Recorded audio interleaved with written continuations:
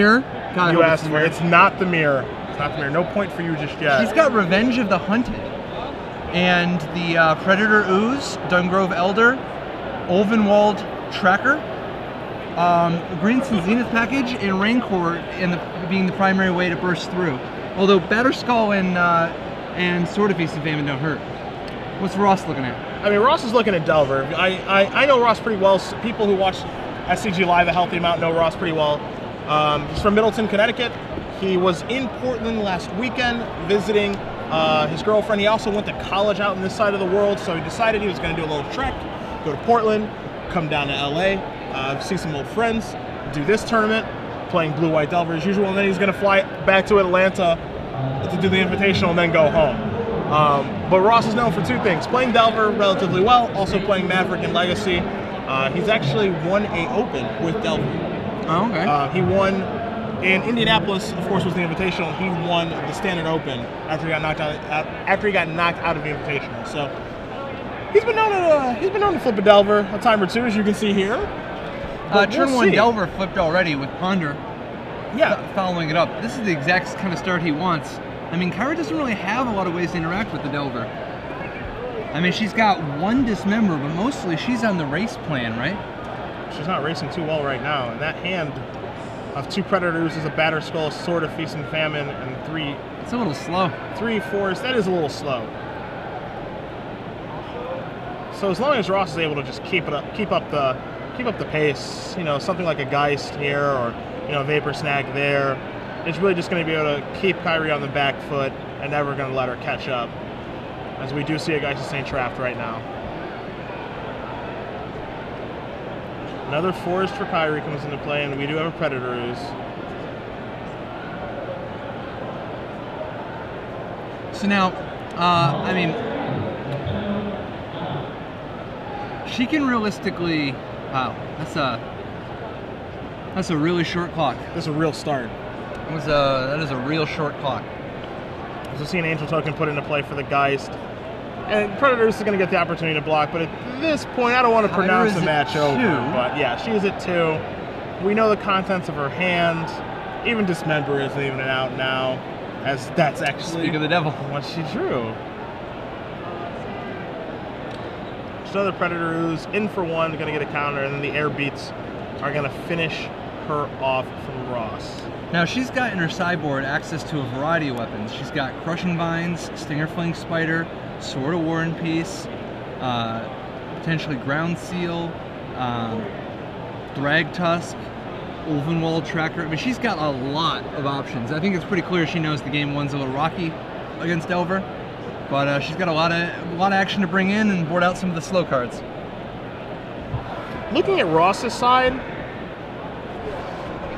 of course you're going to find Celestial Purges here, but they're not for this particular matchup. Timely Reinforcements, not a bad card to have here against Mono Green. Going to be able to block a fair amount. You know, you just want to be able to chump block Dungrove Elder long enough so that you don't die. Hopefully there's not a Rancor on it. Mental Misstep with 4 Birds and 4 Llanowar Elves. Ross only has 1 copy of that, but it's realistic, along with Dissipate. I actually also like Dissipate in this matchup, because you aren't going to find any Cavern of Souls here, and there are some cards that are worth countering with a hard counter. One of the things about Mono Green is that Phantasmal Image isn't particularly good against this deck. Predator Ooze is not a great thing to copy. Dungrove Elder is a horrible thing to copy. Now there are 2 Thratos here, which are pretty good. 4 Strangler Geists. Those are also pretty good as well. You're also going to find a Dismember here, and then 2 Spell Skites if you think that Kyrie is going to board in some Crushing Vines, maybe some additional. Well, the Spell Skites are pretty amazing anyway, right? Like being able to redirect Rancor. That's true. Or Revenge of the Hunted. I mean, that's very, very, very, very powerful. That's true, and also a good blocker. For a couple of turns while Predator Ooze is trying to get his beat down on, you can block a few times. So I can see those coming in. Ross does have like 1 Mutagenic Growth main deck that he probably want to sideboard out. Man, he's also on the 2 Mana League campaign. Did we miss the memo here? I don't know. I usually play 2 or 3 Mana Leagues. Oh, I thought that was more. I thought that was like a lock for at least 3, but most people 4. I feel like I've missed some sort of memo here. It's not that good in the mirror. That's true, as we did see last match. Oddly enough, it was not that good in the mirror.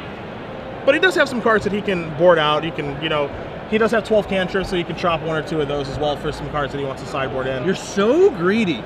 Me? Cutting cantrips? I'm just saying that's an option. Cantrips are the best cards. I'm just saying it's an option. That's all I'm saying, I swear. Trying to get these kids at home to sideboard out their cantrips. Well, okay, you guys first, honestly, eat broccoli. No, seriously, eat broccoli. It's good for you. Brush your teeth multiple times. Also good for you. Keep your cantrips in. Also good for you. 3 keys to success. Right there. I think Kyra's, like, she really needs Birds of Paradise and Llanowar Elf, right? She has to start quickly. She has to. You can't have a draw like what she had that game. Even if she was on the play, that draw would have been good enough. You have to start quickly against this deck. Now, the problem is, of course, is Gut Shot, which Ross has 3 of. But she has to have... If she's going to start that slowly, then her 3-drop has to be Dungrove Elder. To at least put up some sort of a fight, because Predator Ooze is just not going to accomplish anything.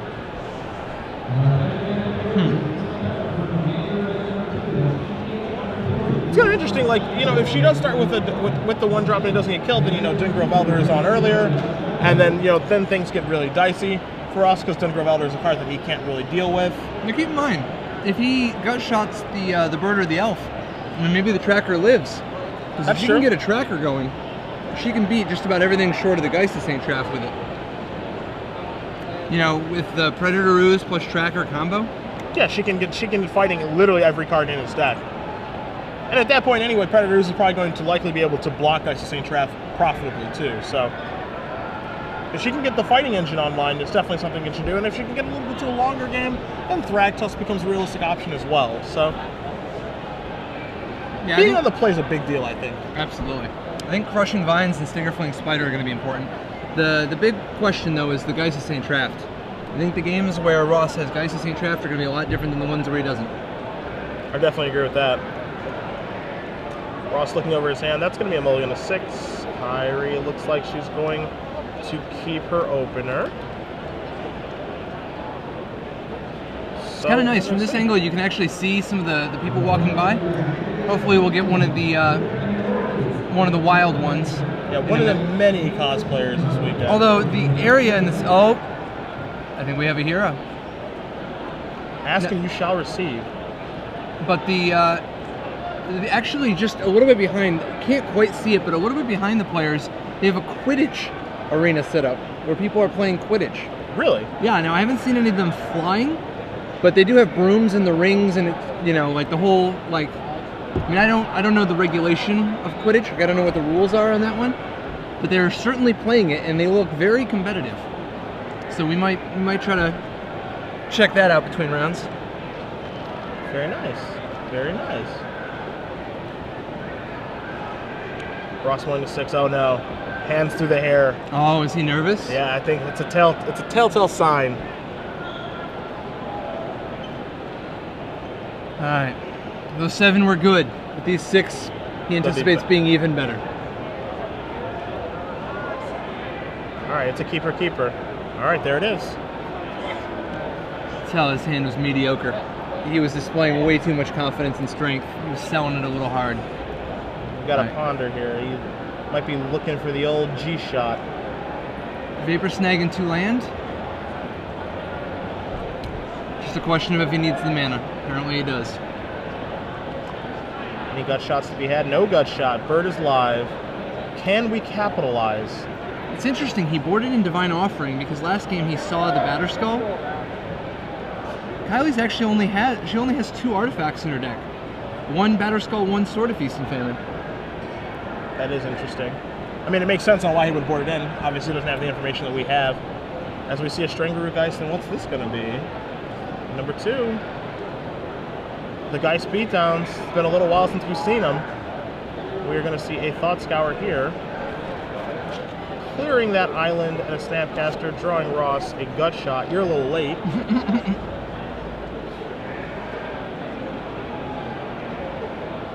It is a time-sensitive card. Mutagenic Growth drawn for Ross. He does not look to be in a good spot right now. Geist-to-Saint Trap is a card that can catch him up in a hurry. But he's so far behind. Yeah, as a gut shot on a bird is nice, taking care of it. However, that 2 life is not free. It's gonna knock him down to 12. And that's a Rancor off the top right now. Wow. There's also a Green Sun Zenith hanging out over there as well, but we are going to opt for a Rancor here. We're coming in for 6. It's a 2-turn clock as it stands.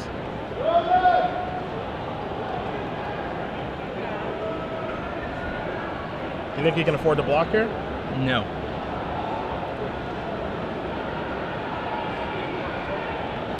No, I do not. Because the problem will only be worse next turn. Restoration Angel drawn, and for some reason I do not think that Ross has a 4th land this game. Yeah.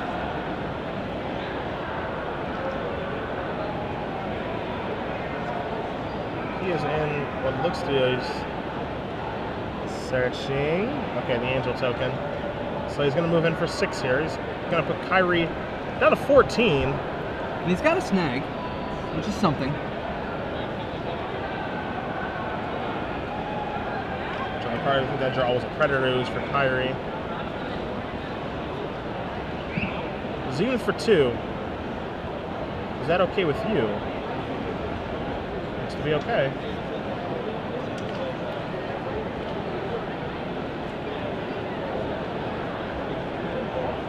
And of course, we are going to be searching out another String Root Geist here. They're all on top. Shuffling back in the Zenith. And we're going to see ourselves another attack step forward. Oops. A lethal attack, but it's not going to get Ross dead just yet.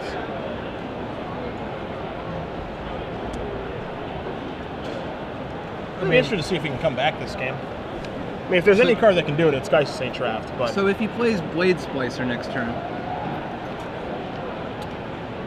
if he plays Blade, so he Vapor Snags the Strangaroo Geist now, takes 4, goes to 2, drops Blade Splicer. Blade Splicer, so he has to have Blade Splicer and a land and another snag, but that's one way to do it. We know he doesn't have one of those. Well, there's a land. Could he possibly have a Blade Splicer already in his hand? Alright, he's in for 6. So, if he has a Delver and a Snapcaster. This is just him with a Restoration Angel here. I guess maybe hoping that Kyrie makes a mistake.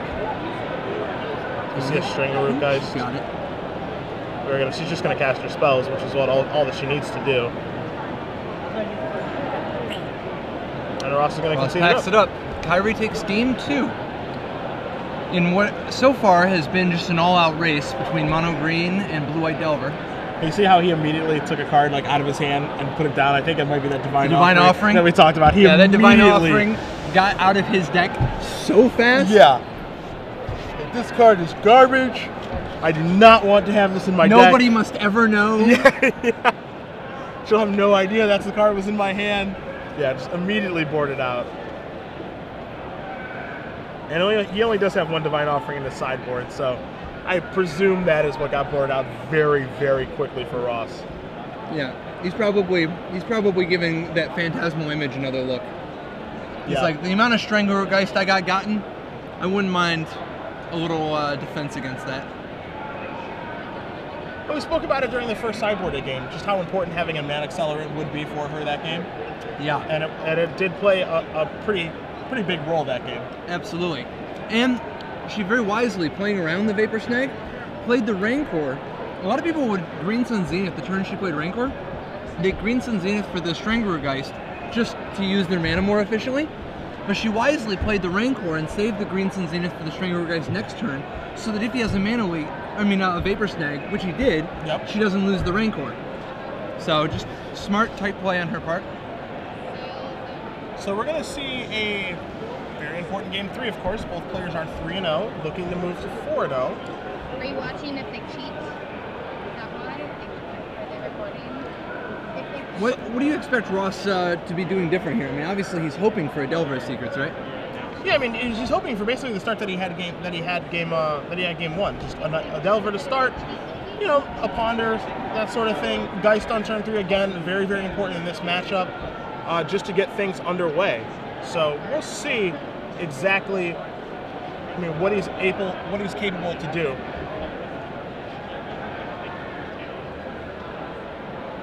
If nothing else, he definitely wants the 7 cards. Although Delver does mulligan better than a lot of decks. It does mulligan better than other decks. Amazing what Ponder can do for you in a low mana curve. How many lands Ross is running? He typically plays 19, 8.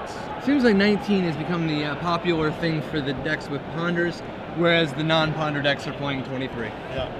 Ross showing his opening hand. There's a Delver of Secrets for you. This is the ideal start. Now, does she have a mana elf to counteract? She does not. Now, no flip this go around.